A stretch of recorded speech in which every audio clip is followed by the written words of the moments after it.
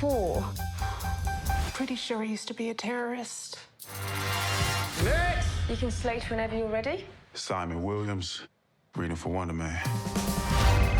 Listen to me, Simon. The callback is happening now. Just be normal. Normal man. The breakdown is go method. Come in. Mr. Kovac will meet you in the living room. So you all here to meet Von Kovac? Hello, everyone. I want to explore the place between fiction and non-fiction. That's tight. We are going to make the last movie on Earth. No one will have the balls to make another. And action!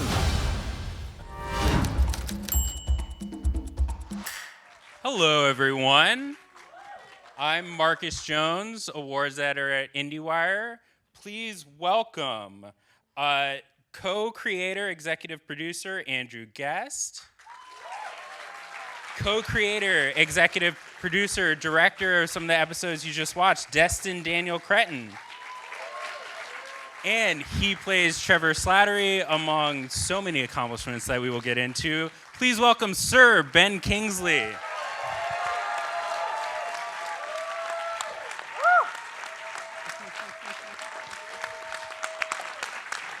We stand up too.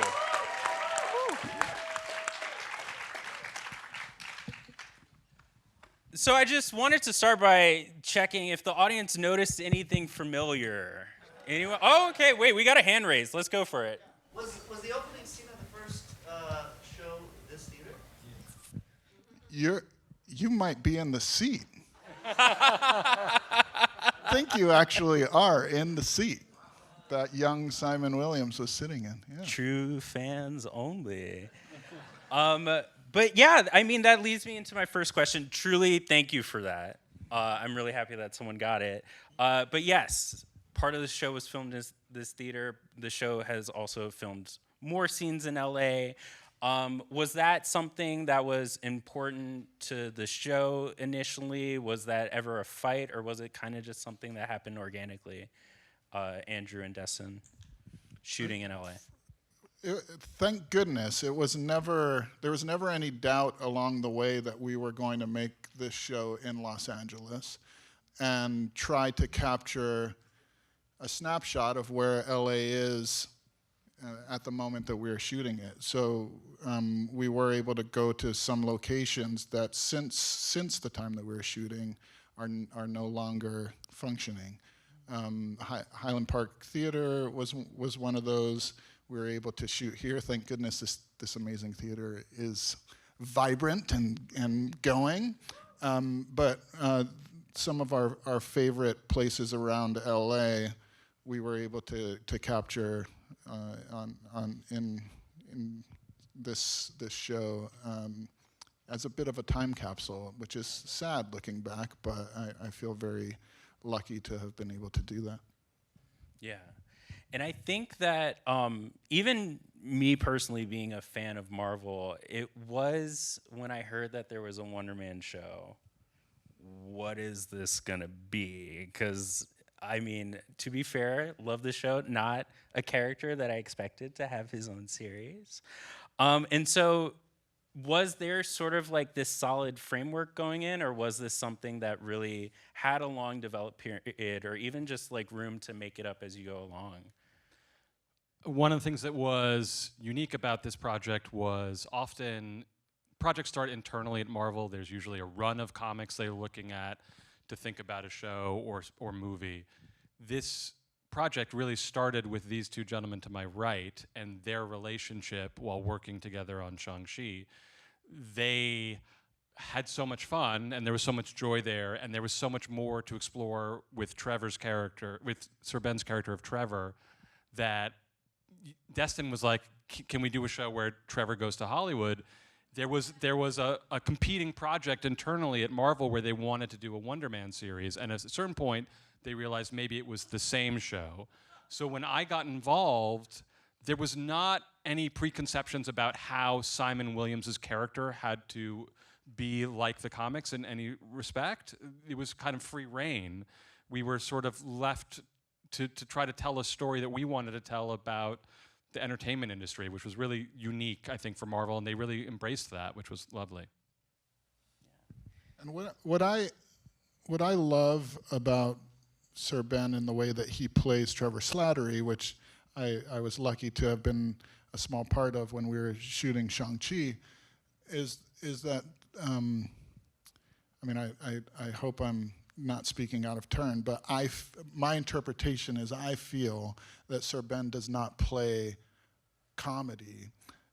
He just plays the character, and comedy just bubbles up out of the way that this character is, and that character could so easily be a one-note character, but what was so exciting to me while shooting Shang-Chi were all the layers that were behind the comedy that made me just want to lean in and know more. I just wanted to know more about Trevor Slattery, which was, that curiosity was the genesis for this show. Yeah, and Sir Ben, I was curious on your end, has this felt like a character that you've been able to build from the ground up, at least through your work with Destin, because in Iron Man 3, there's this idea that we're seeing the Mandarin like an adaptation of the comic book character. But it's been so fascinating as this universe has gone on. We are now introduced to your character, Trevor Slattery, and this is another sort of opportunity for us to learn more and more. And so I wonder if it's like, how does it feel to build this original character? Well, it's an opportunity for me to learn more and more as well, because the actor can only grow by invitation. If we're not commissioned or asked to create a portrait, and I see that I'm commissioned to create a portrait, rather like a portrait artist is commissioned to paint a portrait. But you have to be commissioned, you have to be invited, and it's over 12 years. It's 12 years since Drew Pearce and Kevin Feige first and Sean Black first created Trevor, and I have to say I owe a debt to Robert Downey Jr., who was so gracious in his extraordinary talent for comedy to step back and be my straight man. This is amazing act of generosity that he allowed me in that opening scene where I come out of the lavatory and say I wouldn't go in there for 20 minutes.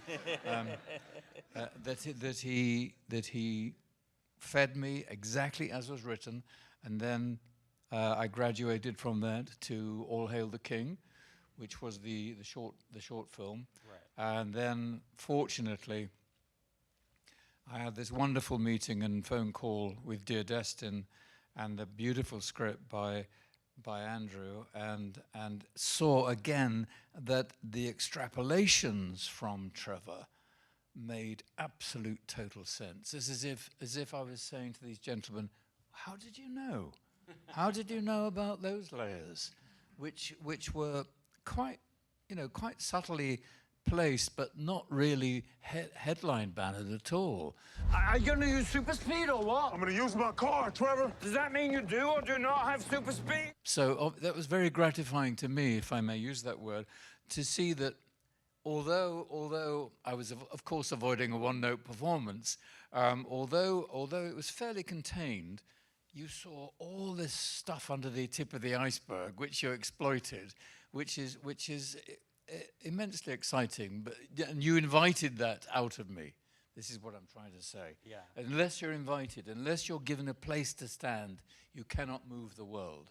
And these gentlemen give the actor a marvelous place to stand. For sure. So is there... Oh, I felt like someone was clapping. Yeah. Not stop that. I can pause. No, don't stop that. But all I was going to say is, like, did it feel like there is still an inkling of, like, the Trevor we were introduced to at the beginning of his I guess, Iron Man 3? Or did it feel like you've been working with an entirely new rubric in your collaboration with Destin? That's a very interesting question. Honestly, I have to admit I'm rather fond of Trevor. And I did enjoy painting his portrait. He's a wonderful man to portray. He's a wonderful man to be sitting in your atelier, your painter's studio, and to pick up your brushes and sit still, Trevor, and paint him. What was that? You're right about that woman. Bloody character assassin. So you weren't arrested? No. Well, yes, I was, but... But you didn't make a deal? Technically, yes, I did, but... So, those layers, I think they were actually there. I think they were there. And I think you have to be a very skillful miner or oil rig operator, driller, to mine the actor's potential. And if you come with too many preconceived ideas, you will never mine the wealth that can be inside the actor. I'll tell you a dreadful story. I was quoted by a director who was trying very hard to be a director, but he didn't quite, didn't quite get it. And he thought that telling actors... Please don't be me. Please don't be me. No. It's the antithesis of you chaps. He was telling... I think I should tell the actors stories about directors, that they will respect me. So he had a go, and he told me this dreadful story about a European director who shall be, for the moment, nameless. But anyone who's interested, I'll give you the name. I don't think he might even be in the video collection next door. If so, get the video and jump up and down on it. So apparently, this exalted European director, who was a little bit like our director in our film, said, when I walk onto the film set, I die 1,000 times.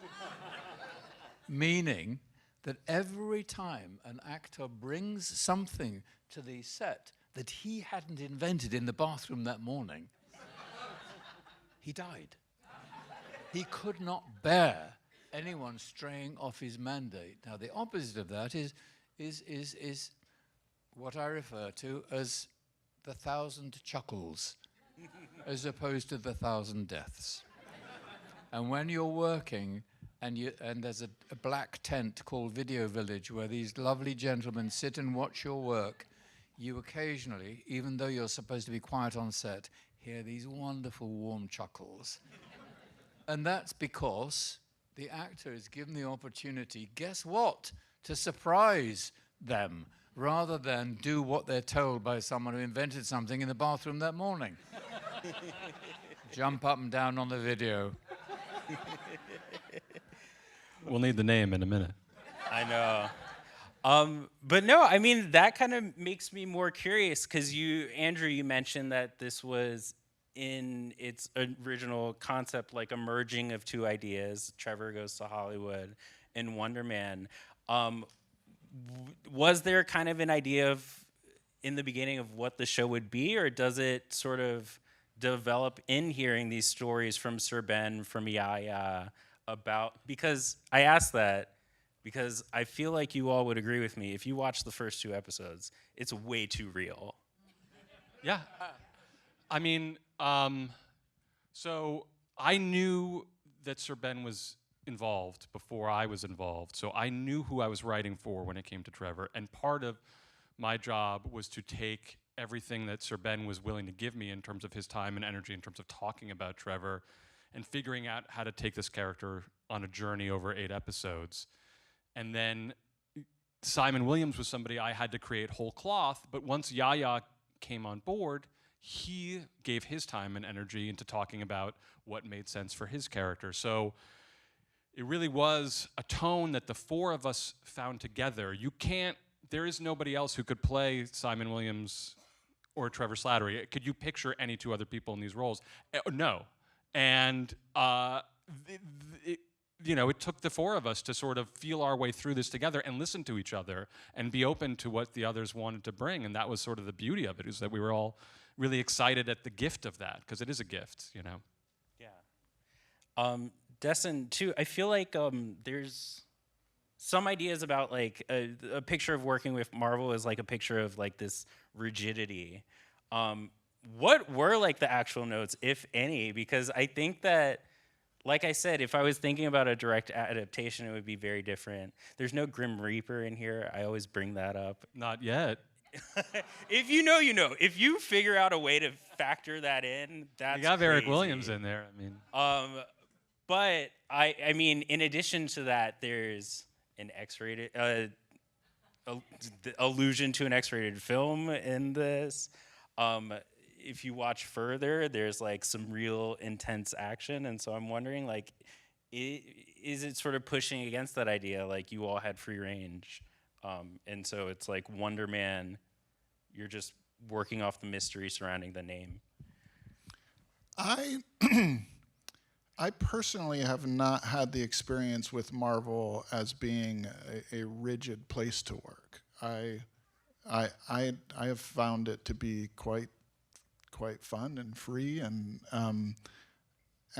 this project in particular, I think Kevin and Jonathan and Steven and Brian, like these are film lovers. These are cinema geeks who also love comics and who also love Marvel. But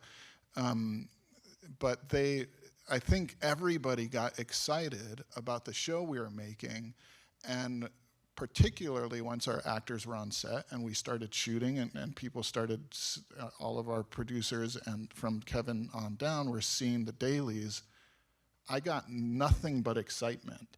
And they weren't excited because this was in the box that they were used to. They were excited because we were pushing limits. And what I found is that excitement is the best way to keep a studio from shutting down ideas and getting in your business. And if everybody feels included and they get excited about the thing that you're doing, which really happened here, eventually everybody starts doubling down on what you're trying to do. And there were many times that when there was a more conventional choice being made, Kevin Feige would be the one to speak up and say, why are we putting score underneath this monologue? Just take the score out. I've never heard that note from a studio head before, ever. Just take the musical score out so the performance can live on its own and people can interpret it how they want. I remember specifically getting that note from Kevin and realizing, oh, we all now understand the show that we're making. There was never, I didn't find any fights along the way. Yeah, and you, in a way, got Midnight Cowboy on Disney+. Sir Ben, I mentioned that, like, I felt that watching the first 2 episodes, the show is too real. I think talking about people's perception, there's this idea of, like, because you are playing an actor, like, maybe you're just mining from all, like, your lived experience. Did it feel like that, or did it feel more towards, like, I'm playing the character when I step on set, I'm Trevor Slattery, and, like, Sir Ben is somewhere in the unconscious? An actor whom I greatly admire did say that to a certain extent, everything we do is autobiographical if we lead creative lives. That doesn't mean to say it is about us, but it is about how we filter the world and how we see the world. And I think that's how that is bound to affect the actor's interpretation. Nevertheless, thanks to Destin and Andrew, although there are, of course, experiences of which I have knowledge, and friendships and betrayals of which I have knowledge, and disappointments and triumphs, I never felt endangered enough to hoard it to myself. I felt free enough to share what I knew, and have it converted into a beautifully scripted and beautifully directed performance, rather than me just whining about my life. Really, I think, if anything, if I could boil it down, my performance as Trevor is my homage to the Trevors in my life who were immensely supportive and kind to me when I first started out as an actor. And there's even one actor whom I can name who was very like Trevor. I think we gotta get you naming names. He was called Michael, and he lived in the north of England, and he was really so kind and so encouraging. And it's just the Trevors of this world. They might be addicted, they might be misguided, they might suffer terrible disappointments, but at their heart there's a kindness, and I hope that's what the gentlemen celebrate. Oh, I know what it is that they celebrated in Trevor. There's no bitterness. Yeah. And what was it, you guys' experience writing and directing? Because I was listening in the lobby, you mentioned a scene where sort of just watching Sir Ben kind of use the power of no, I guess, or like the things he was able to do with one word. And so, especially thinking in the meta factor, like what was it like, sort of, was it just kind of sit back, let people do their thing, or? Well, I mean, I'll say one thing, which was being a part of this project, I got some of my biggest kicks out of episodes that I did not direct. Tiffany directed that episode, and I wasn't on set, and it is my favorite episode of the season. And I remember seeing the first cut of it, and just rolling on the ground, dying of laughter, and then being in tears in the end. And then feeling such joy and hope by the time that the credits rolled. It just took me on such a ride, and I was watching those dailies as they were coming in, and it was exhilarating to be able to sit back and see Sir Ben and Yahya do their thing with Tiffany.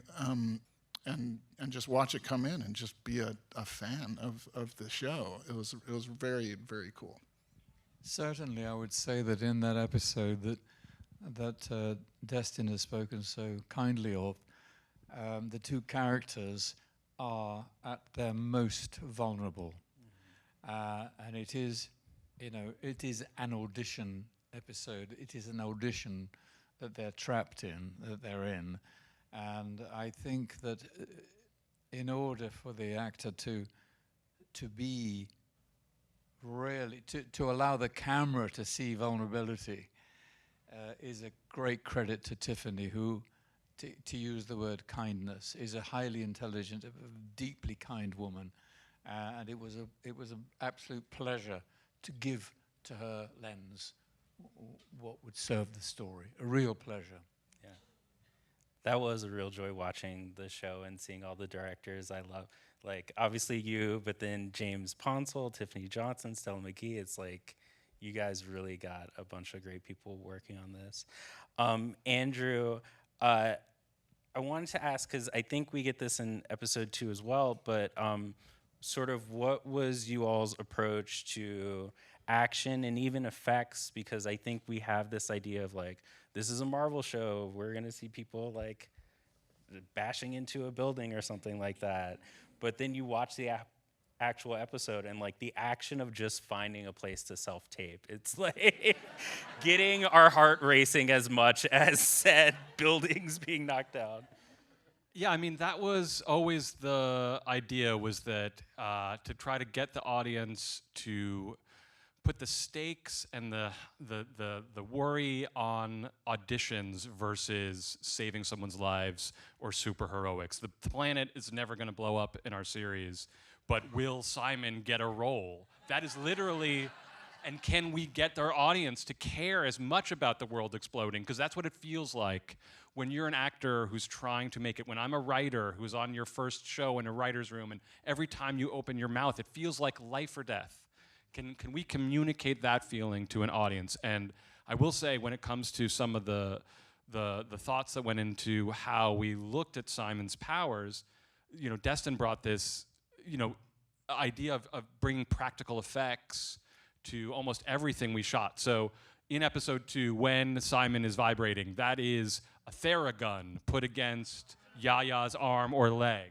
And that room was built on some shakers. So we're literally shaking that room in real life, and things are rolling around. And we tried our best to make it feel real and use real, you know, special effects. We discovered, like, we had a camera test day, and we just were trying all these experiments with shaking. and we discovered that with Brett Pollock, my DP, that if you put a Theragun on the right place on a piece of bone on the right limb of your body, and you shoot it at a high at a shutter, I think it's, I don't know, the shutter has to be at a very specific setting. It starts to turn into a weird warbly wave, which you saw, and that it looks like a visual effect. But we were watching the monitor as we were shooting it, going like, what the heck is... And then we just remembered those settings and shot it like that on set. That's so cool. Sir Ben, you've had a storied career both in Marvel and outside of Marvel. I wonder what about making this series kind of felt new to you? Do you know the self-tape struggle, for example? No, I don't. I don't know that. I do. My sons are actors. They do know that world. I don't know that world at all. No, it was. I know how the business has evolved. There weren't any surprises there, but no, it was just a wonderful journey through the world that these gentlemen had created. And you take your steps through that world, and you respond within the world that they've created, and it was a great joy and a great pleasure, and always exciting and fascinating. And Marvel's welcome to me, right back from Iron Man 3 to now, Marvel's welcome to me has been the welcome of a beautifully organized house. And when a beautifully organized house welcomes a guest, it does so graciously. A disorganized house does not know how to welcome guests, but a well-organized home and a well-organized house and a beautifully run household makes the guest feel really welcome. Yeah.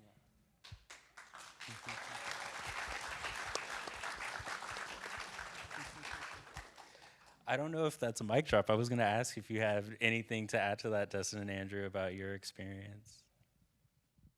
I mean, I'd never run a show before, and it was intimidating to be paired with all these incredible people who have these incredible careers and doing something for Marvel. And it felt like I had support the whole way through, and that, you know, it's hard to get anything made. We all know that. And it's harder still to get the things you want to make made. And then even harder still to work with people you want to work with while making the things you want to make and getting them made. And this miraculously happened on this. I will say that it was really a joy. We all wanted to make the same show. We all got excited about the same parts of this. And that's so unique and lovely. I had this conversation with Yahya before he signed on to this project. And he was, he's a very thoughtful man. So he wasn't going to just jump into this project. He wasn't playing hard to get, but he was having a real conversation with me about what he's looking for and what he's after. And we kind of got past the role and past, because everything was sounded interesting to him. But he was at a place in his life where he said, I I just want to have a positive experience. I want to have a good experience. And that was the one thing that I could promise him. I could promise him that he would have a really good experience. And that was a thing that I think from the top down we were all trying. It is something that I think you can control. You can, unfortunately, sometimes there are people who are not making the experience well, and you have to very politely either, move them out of the experience, but what I find is that those people, when they see everybody operating in a certain way, when they see an actor like Sir Ben Kingsley, who's first one on set, who's always prepared, who's ready to go, who is classy and polite and kind to everybody, no matter what their status is, that is contagious. And people either get in line or they start to feel like their attitude is the odd one out, and it doesn't feel comfortable. So I often see them become what they actually want to be, which is a part of the team. And I never thought on a Marvel show that I would feel as comfortable as I did when I was making no-budget indie films with a small group of friends. And this show had a large majority of them were the same crew that I shot my first $65,000 feature with in Los Angeles. And being able to make this show with them, shooting in LA at all of the places that I kind of spent my 20s partying in and eating in, and it was just a really special experience. And at the end, I talked to Yahya about that, and I asked him if he had a good experience, and he said yes. That's amazing. I'm so happy to hear that, and I'm happy that the experience is going to continue. Wonder Man already has a second season. Yes. Sir Ben, can you tease, is there anything that you're looking for to in the further expansion of Trevor Slattery? What would you like to see next? I'm going to say something by now rather predictable. Surprise me. And surprise Trevor. Well, darn, I was going to ask if you guys have anything to add going into season 2, but... You're going to get more Simon and Trevor. Okay. You're going to get more entertainment stories. And I think some things you haven't seen yet. And that's about as much as I can say at this stage. Anything? Or you're...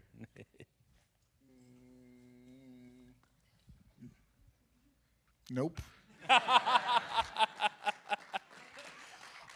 Well, without further ado, this has been the Wonder Man panel. Please. You can finish season 1 on Disney+. You can tell your friends to watch the series on Disney+. But thank you all so much, and thank you all for coming.